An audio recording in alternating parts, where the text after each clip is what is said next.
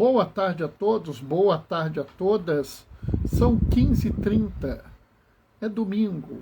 Vamos caminhar com Jesus. Hoje, por algum motivo que eu não sei, não estou conseguindo entender, a imagem está muito ruim, né? Está meio borrada, meio apagada assim, mas eu não sei o que está havendo. Eu já mexi aqui em tudo, ela continua assim, né? Para complicar, está bem quente aqui, eu estou com o ventilador ligado, né? Talvez vocês até ouçam o barulho dele. Mas aí já viu, né? Eu pentei o cabelo, mas fica balançando o cabelo o tempo todo. Mas tudo bem, vamos nós. O importante é que hoje a gente vai fazer uma reflexão sobre o Evangelho, e até interessante porque é literalmente a continuação do domingo passado, né? E eu, assim, é uma reação meio estranha, mas que tem um significado, tem um sentido.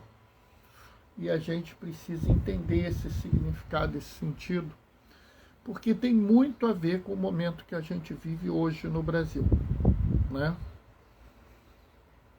Então, vamos ao atual, né? Para a gente fazer a nossa reflexão, né? Para a gente poder fazer a nossa reflexão sobre esse assunto, tá? Então nós vamos esperar um pouco, né? Dar o tempo para a gente poder juntos refletir sobre esse assunto, tá? Hoje a gente vai ler, claro, como sempre, o Evangelho, mas eu vou fazer uma visita nas outras leituras, né? Por quê? Porque essas outras leituras, elas têm muita importância. O ideal era que eu pudesse ler todas as leituras todos os dias, mas ia ficar muito maçante, né? Então, no domingo eu faço essa memorização assim de todas elas, essa junção de todas elas, que é o que eu faço em todas as minhas homilias, todas as vezes, todos os dias, né? Inclusive a homilia de hoje está publicada, né? Na verdade não a homilia, vamos dizer assim, um resumo da homilia, está publicada no post anterior, né? Para a gente poder acompanhar as coisas. Então, quem quiser depois dar uma olhadinha no post anterior, vai ver lá o resumo do que eu tenho para falar hoje, né? Todo domingo eu faço isso, né? E se você quiser receber isso no domingo de manhã, não tem dificuldade. Você pode entrar no Instagram e ver, né? Ou se quiser, me manda uma mensagem no particular: Bernardo, olha, meu telefone é esse, me manda a homilia que eu mando para você, tá? Eu tenho mandado para um monte de gente, alguns inclusive recebem na sexta, porque são pessoas que podem usar a homilia nos fins de semana. No fim de semana eu quero usar, você pode me mandar, eu já mando logo. Uma vez que pediu, eu passo a mandar sempre. E assim, pessoal, eu quero dizer para vocês que tudo que eu coloco nas minhas redes sociais é público, tá? O que eu quero dizer com é público? Não tem que me pedir para compartilhar, não. Pode compartilhar. Bernardo, e o crédito? Eu preciso dar o crédito? Se você quiser me dar o crédito do que eu escrevi, do que eu fiz de arte, pode me dar. Mas se você quiser dizer que é seu, também pode dizer. Sinceramente, eu não me preocupo com isso, não. Tá? A minha vida não depende do meu sucesso nas redes sociais, né? Então, assim, não tenho nenhuma vaidade com as coisas, não, né? Recentemente eu fiz uma arte sobre uma fala de São Tomás de Aquino. Fiquei muito feliz que algumas pessoas postaram nas suas redes sociais e vieram algumas pessoas me dizer: Bernardo, olha, estão postando a arte que você fez. mas não estão dizendo que é sua. Pessoal, sinceramente, o importante é o que São Tomás de Aquino falou. A figurinha que eu fiz não tem importância nenhuma, tá? Do mesmo jeito, a homilia que eu falo, eu termino dando beijos e bênçãos, mas não é uma coisa que me preocupa, tá entendendo? Se você gostou, quiser usar no seu grupo de oração, no seu ministério da palavra, na sua celebração da palavra, na sua missa, sei lá, na sua reflexão, do que você vai pôr no Facebook, pode usar, não se preocupe com isso não, tá? Bom, vamos começar? O Senhor esteja convosco, Ele está no meio de nós. Proclamação do Evangelho de Jesus Cristo, segundo Lucas. Naquele tempo, entrando Jesus na sinagoga, disse: Hoje se cumpriu essa passagem da Escritura que acabastes de ouvir. Todos davam testemunho a seu respeito, admirados com as palavras cheias de encanto que saíam da sua boca. E diziam: Não é este o filho de José? Jesus, porém, disse: Sem dúvida, vós repetireis o provérbio: Médico, cura-te a ti mesmo. Faze também aqui em tua terra tudo o que ouvimos dizer que fizestes em Cafarnaum. E acrescentou: Em verdade, eu vos digo, nenhum profeta é bem recebido em sua pátria. De fato, eu vos digo, no tempo do profeta Elias, quando não choveu durante 3 anos e 6 meses, houve uma grande fome em toda a região. Havia muitas viúvas em Israel. No entanto, a nenhuma delas foi enviado Elias, senão a viúva que vivia em Sarepta, na Sidônia.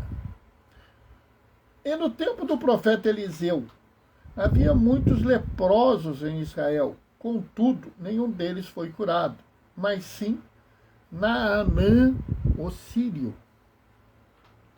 Quando ouviram essas palavras de Jesus, todos na sinagoga ficaram furiosos. Levantaram-se e o expulsaram da cidade. Levaram-no até o alto do monte, sobre o qual a cidade estava construída, com a intenção de lançá-lo no precipício.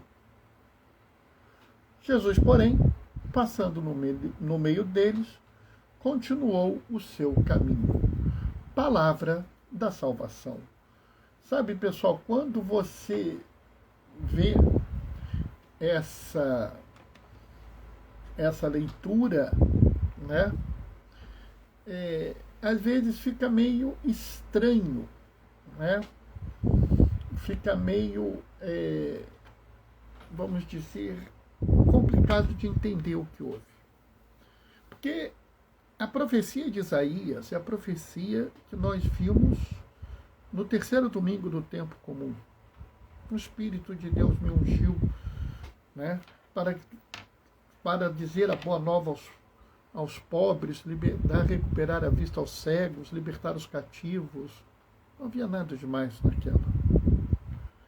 E deveria ser um motivo de alegria que as pessoas ouvissem. Ah, essa profecia se cumpriu.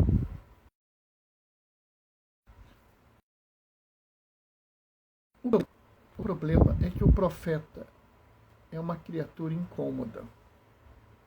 O profeta, ele tem 3 características. 3. Primeira característica, ele mostra o que está errado.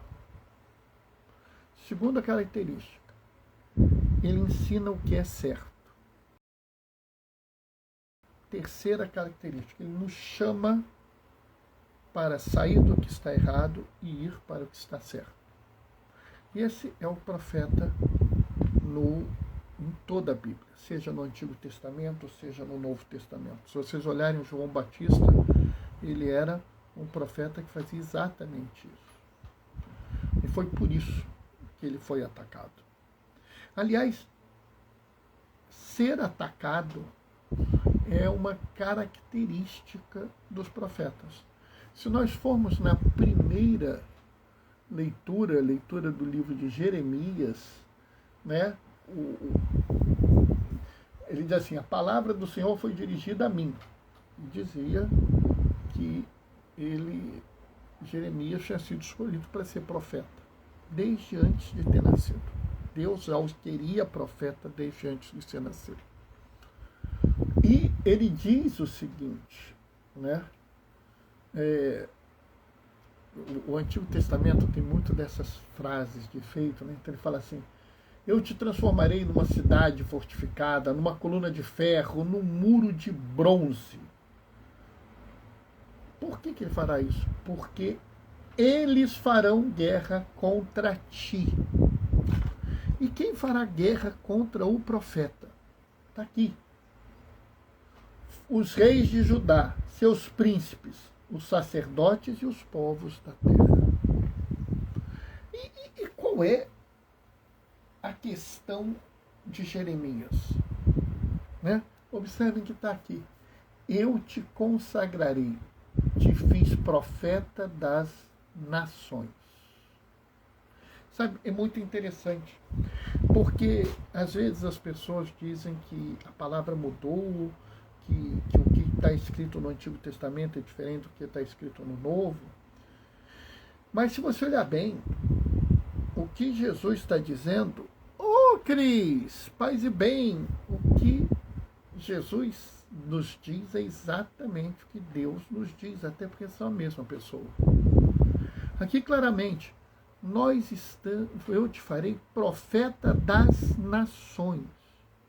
Não é profeta dos judeus, não é profeta dos judeus bonzinhos, não é profeta dos fariseus, não, é profeta das nações. E sabe, isso irritou um pouco aquelas pessoas da primeira leitura.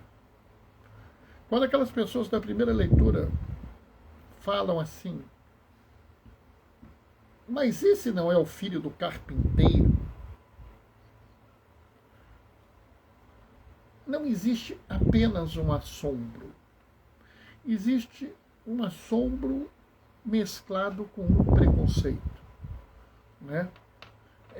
Ser uma pessoa que entendia das Escrituras na época de Jesus implicava em ser uma pessoa que tinha dinheiro, porque você tinha que pagar o seu aprendizado. Não existia ensino público na época de Jesus, então você tinha que aprender com alguém e você pagava alguém. Como o filho do carpinteiro tem esse conhecimento? Então havia ali um certo julgamento. Nós conhecemos esse garoto.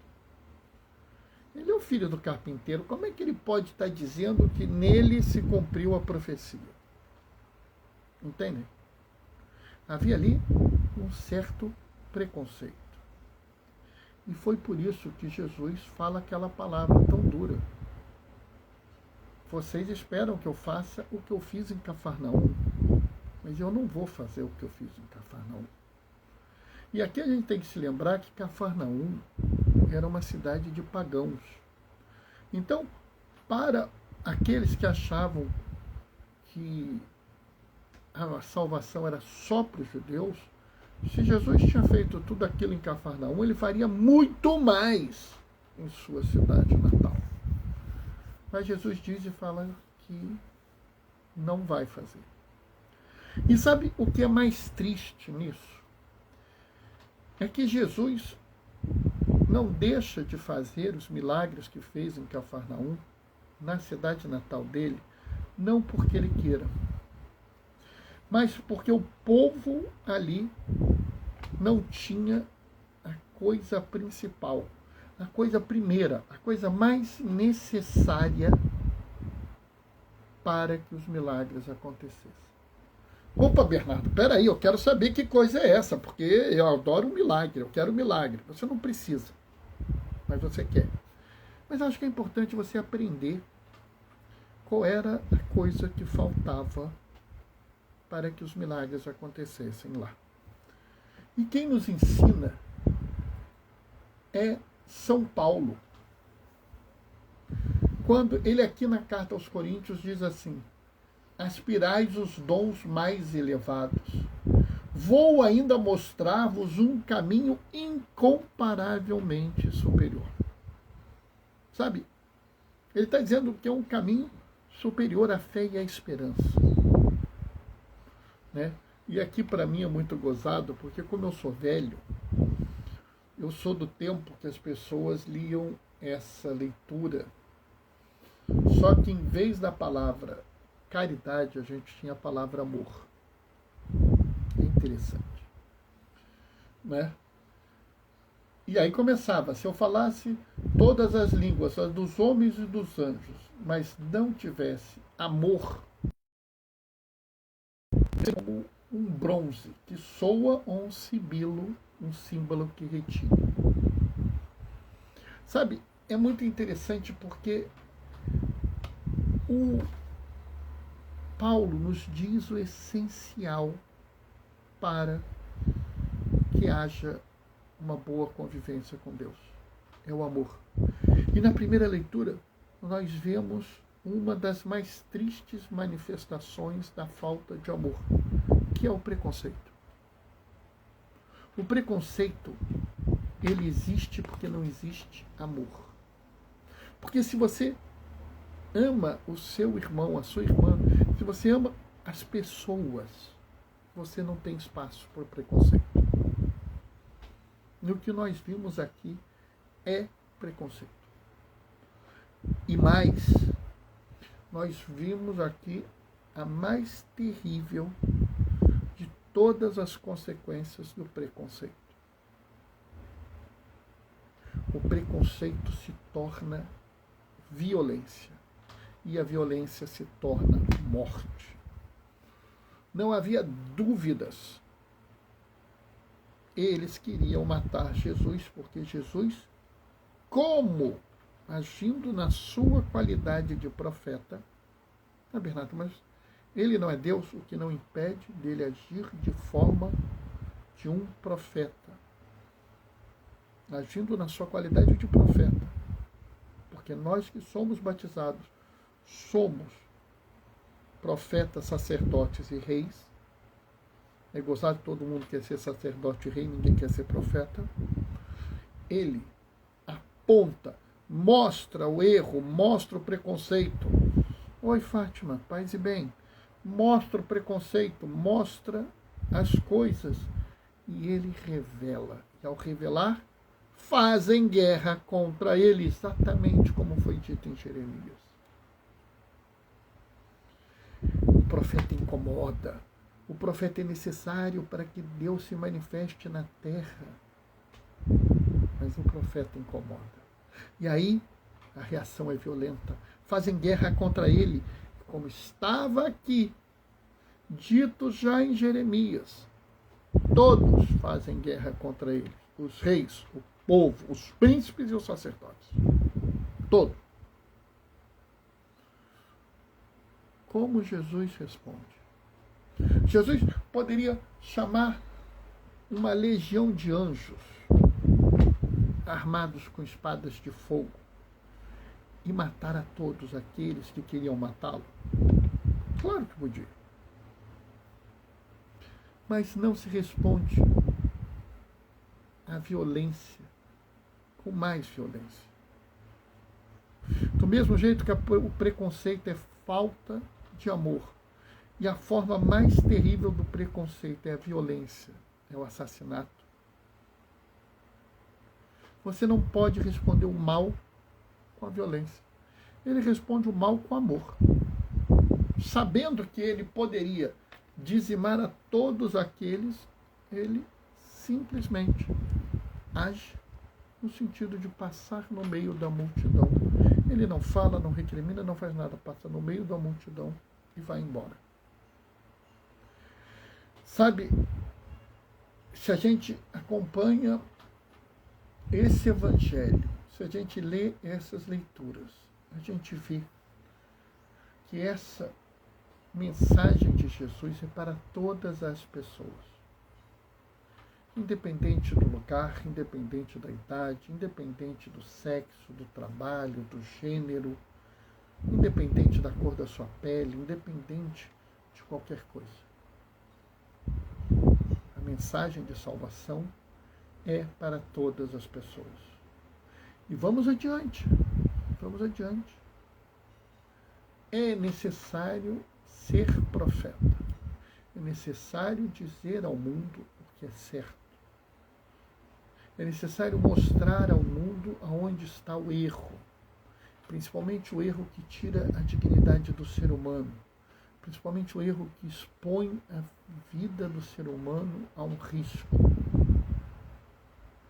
E é necessário chamar a todos e todas para uma mesma coisa, para sair do que está errado e caminhar para o que está certo. Amém? Bom, pessoal, essa foi a reflexão de hoje, né? Fátima acabou de me mandar um boa tarde com uma rosa, quer dizer, talvez ela tenha mandado antes, mas eu estava aqui entretido fazendo a minha reflexão, não prestei atenção. Fátima está mandando amém como mãozinha de oração. Muito obrigado, Fátima. Né? Daqui a pouco eu estou indo para a igreja, ainda estou meio cansado, meio arrebentado, mas acho que eu vou assim mesmo. Né? E amanhã a gente tem a live no horário normal, 19h30, tá, pessoal? Horário normal da live amanhã, 19h30, domingo é 15h30, porque tem a missa das 18h, eu não consigo estar aqui a tempo de fazer uma live às 19h30. Depois eu vejo toda a live. Ah, Fátima, mas por isso que eu ponho ela sempre à disposição no IGTV, no YouTube. No YouTube está muito complicado, eu tenho tido uma certa dificuldade de pôr, mas eu estou tentando, né? Para que as pessoas possam ver depois. Mas ninguém precisa ver a live exatamente na hora, né? Ah, Bernardo, mas deixa de ser live. Deixa, mas é importante as pessoas refletirem a palavra. Vou me despedir deixando a minha bênção. O Senhor esteja convosco, Ele está no meio de nós. Desça sobre vós e permaneça para sempre a bênção do Deus Todo-Poderoso no amor. Ele que é Pai, Filho e Espírito Santo. Eu me perdi no horário de novo. Acontece. Eu de vez em quando eu me perco, né? Que a alegria do Senhor seja a vossa força. Vamos caminhar com Jesus. Até amanhã, 19h30. Beijos e bênçãos. Tchau, tchau.